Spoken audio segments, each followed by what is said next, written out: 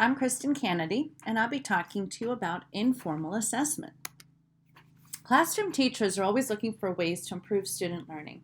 One way that we have of informing our instruction is through informal observations.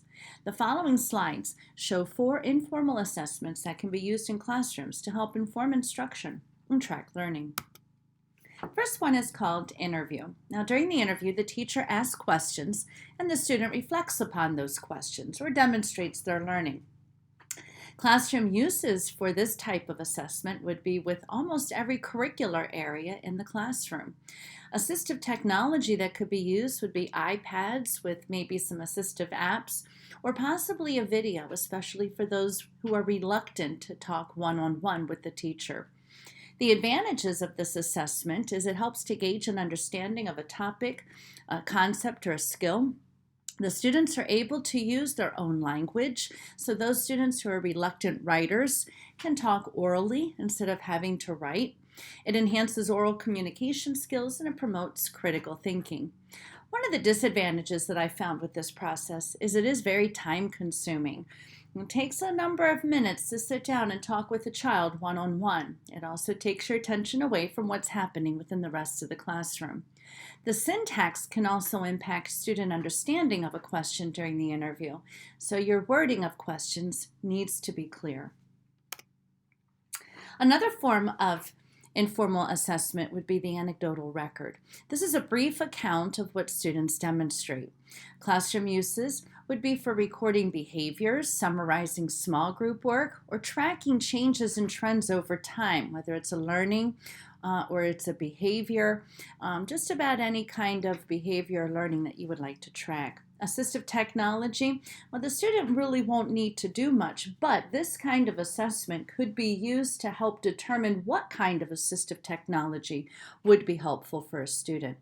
The advantages of the anecdotal record is they record events over time. It can provide a clear snapshot. It can be shared as a form of documentation, and it can be something as simple as a checklist.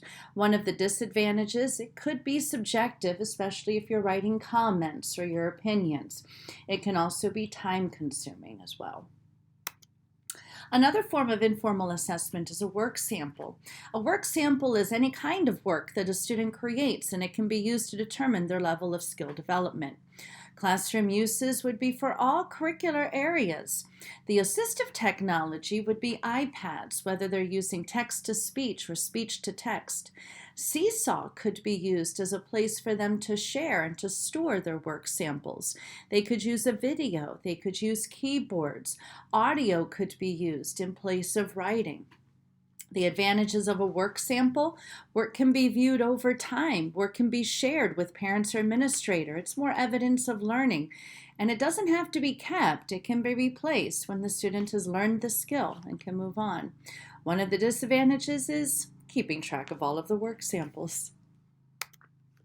A portfolio is our final informal assessment today. It's a collection of work that's developed by teachers and or students to showcase their learning. I call this their WOW folder. The classroom uses for a portfolio would be in all curricular areas. Assistive technology, very similar to that for the work sample. It could be the iPad, Seesaw, video, keyboards, audio.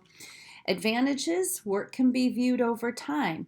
Work can be shared with parents' administration as their evidence of learning.